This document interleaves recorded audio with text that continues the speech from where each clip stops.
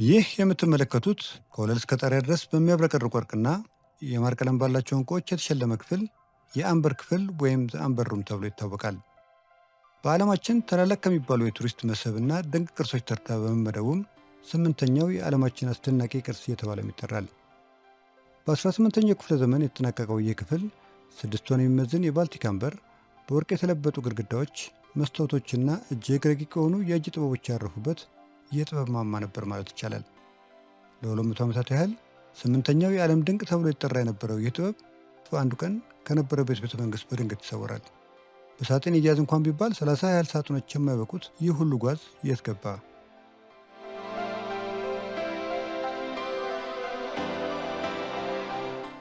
ዛሬ በጀርመንና በሩሲያ ተውጣ ስሟ ከካርታ ላይ የጠፋችው የፕረሺያ ንጉሥ ፍሬድሪክ በመናገሻው በቻርልተንበርግ ለሚገኘው ቤተ መንግሥቱ ድምቀት ይሆን ዘንድ ይህንን የሚያጭበረብር ድንቅ ጥበብ በአንድ ክፍል ውስጥ ለማሰራት ያቅዳል። በማቀድም አልቀረም በ1701 የዚህን ድንቅ ክፍል ሥራ አስጀመረ። ሥራው ላይ ሌላ ውበት እየተጨመረ በአንዱ ላይ የተቀጠለ ዓመታት ቢያልፉም ሳይጠናቀቅ ሁለተኛው የአገሪቱ ንጉሥ ፍሬድሪክ ዊልያም ቀዳማዊ ነገሠ። በአዲሱ ንጉሥ ዘመንም የአምበር ክፍሉ ግንባታ እንደ መጀመሪያው ንጉሥ ትኩረት አይሰጠው እንጂ አልፎ አልፎም ቢሆን ግንባታው ይካሄድ ነበር። በተጨማሪም ቀዳማዊው ንጉሥ ግንባታውን ካስጀመረበት ቦታ በማስነሳት በርሊን ውስጥ በሚገኘው ሲቲ ፓላስ ውስጥ እንዲገነባ ተደረገ። ሆኖም በ1716 የሩሲያው ቀዳማዊ ፒተር ለጉብኝት በመጣ ወቅት ጥበቡን አይቶ በጣም ተማረከ። በሀገሪቱ መካከል ያለውን የፖለቲካ ጥምረት ለማጠናከር ያግዛል በሚልም ሙሉ ክፍሉ ለሩሲያው ንጉሥ ለታላቁ ፒተር በስጦታ ተበረከተለት። በስጦታው እጅጉን የተደሰተው ታላቁ ፒተርም የአምበር ክፍሉን ግንባታ ወደ ሀገሩ በማጓጓዝ በቅዱስ ፒተርስበርግ አቅራቢያ የሚገኘው በካትሪን ቤተ መንግሥት ውስጥ እንዲገነባ አደረገ። ክፍሉ ተገንብቶ ከተጠናቀቀም በኋላ ቢሆን የሩሲያ ንግሥቶች ለዓመታት ክፍሉን እያስፋፉ ያስገነቡት ነበር። ሥራው ሲጠናቀቅ ክፍሉ 180 ስኩዌር ጫማ ያህል ስፋት የነበረው ሲሆን የ500 ሻማዎች ብርሃን በአምበሩ ላይ ሲያርፍ ግድግዳዎቹ በእሳት የተያያዙ ይመስሉ ነበር።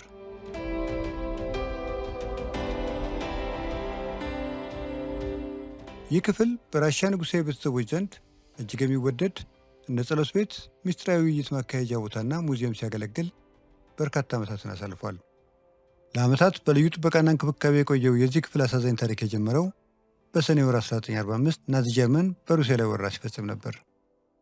ኦፕሬሽን ባርባሮሳን በተባለው ዘመቻ የጀርመን ጦር ሶቪየት ኅብረትን በመውረር ወደ ሌኒንግራድ ሲቃረብ የሩሲያ ሙዚየም ጠባቂዎች ስጋት ይኸው የአምበር ክፍል ነበር። እናም በተቻለ መጠን ክፍሉን ለማዳን ሙከራ ማድረግ ጀመሩ። ይሁን እንጂ አንድ ችግር የገጠማቸው ሲሆን ይኸውም አምበሩ ከጊዜ ብዛት የተነሳ በቀላሉ ይሰባበር ስለነበር ከግድግዳው ላይ ለመላጥ አስቸጋሪ ሆነባቸው። በመጨረሻ የሚያመጡት መላ የጀርመን ወታደሮች ሳይደርሱ ግድግዳውን በግድግዳ ወረቀት ወይም ዋልፔፐር በመሸፈን በክፍሉ ውስጥ ምንም እንደሌለ ማስመሰልን ነበር። ነገር ግን ይህም አልተሳካላቸውም። ምክንያቱም ናዚዎች የሚፈልጉት ነገር የት እንዳለ ያውቁ ነበርና። እናም የጀርመን ወታደሮች በኤክስፐርቶቻቸው መታገዝ ታላቁን የአምበር ክፍል መነቃቀል ጀመሩ። መረጃዎች እንደሚያሳዩት ወታደሮቹ ክፍሉን ለመነቃቀል 36 ሰዓታትን ያህል የወሰደባቸው ሲሆን የተነቃቀሉትን ዕቃዎች ለመያዝ 27 ታላላቅ ሳጥኖች ያስፈልገው ነበር። እናም ይህ ውድ ጥበብ በምስራቅ ፕራሻ ወደሚገኘው በወቅቱ በጀርመን ግዛት ስር ወደነበረችው ኮኒግስበርግ ቤተ መንግሥት ወሰዱት። ንብረቱ ወደ ኮኒግስበርግ ከተወሰደ በኋላ በከተማ ውስጥ በሚገኘው የቤተ መንግሥት ሙዚየም ውስጥ በድጋሚ እንዲገነባ ተደርጎ ነበር። በ1943 መጨረሻና በ1994 መጀመሪያዎቹ አካባቢ በሁለተኛው ዓለም ጦርነት ተሳታፊ የሆኑት የጥምር ጦር አውሮፕላኖች የኮኒግስበርግ ከተማን በቦምብ መደብደብ የጀመሩበት ወቅት ነበር። ይህን ጊዜም ነበር የሙዚየሙ ዳይሬክተር የነበረው አልፍሬድ ሮዲ ለጥንቃቄ በሚል የአምበር ክፍሉን በድጋሚ እንዲነቃቀል ትዕዛዝ የሰጠው። 6 ቶን ያህል በሚመዝኑ አምበሮችና በሌሎች ማዕድናት የተንቆጠቆጠው ይህ ክፍል በድጋሚ ከተፍታታ በኋላና በ1945 የሶቪየት ቀይ ጦር ከተማዋን ሲቆጣጠር አምበር ክፍሉ ቢፈለግ በአካባቢው አየው የሚል ሰው ሳይገኝ ቀረ። ከ1940ዎቹ እስከ ዛሬ ድረስ በሀብት አሳሾችም ሆነ በአርኪኦሎጂስቶች በተደረጉ ጥረቶች የአምበር ክፍሉ መዳረሻ እዚህ ነው የሚል ሰው ማግኘት አዳጋች ሆነ።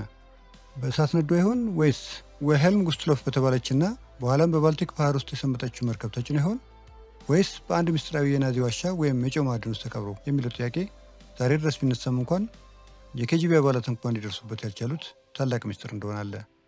ሌላውና አስፈሪው ነገር ደግሞ ይህን ክፍል በመፈለግ ላይ የተሳተፉ በርካታ ተመራማሪዎችና የቀድሞ ወታደሮች ባልታወቁና እንግዳ በሆኑ ሁኔታዎች ሕይወታቸው እንዳለፈ መነገሩ ነው። በሩሲያ እንደ ታላቅ ቅርስ የሚቆጠረው ይህ ክፍል መሰወሩ ትልቅ ቁጭትን የፈጠረ ነበር። እናም በ1979 የሶቪየት መንግስት ኦሪጂናሉን ማግኘት ካልተቻለ እንደገና መገንባት አለብን የሚል ውሳኔ ላይ በመድረሱ የቆዩ ጥቁርና ነጭ ፎቶግራፎችን በመጠቀምና የሩሲያን የእጅ ጥበብ ባለሙያዎች በማሳተፍ 24 ዓመታትን በፈጀ ጥረት ክፍሉን በድጋሚ ሰሩት። እንደ አውሮፓ አቆጣጠር በ2003ም አዲሱ የአምበር ክፍል ለህዝብ ክፍት ሆነ።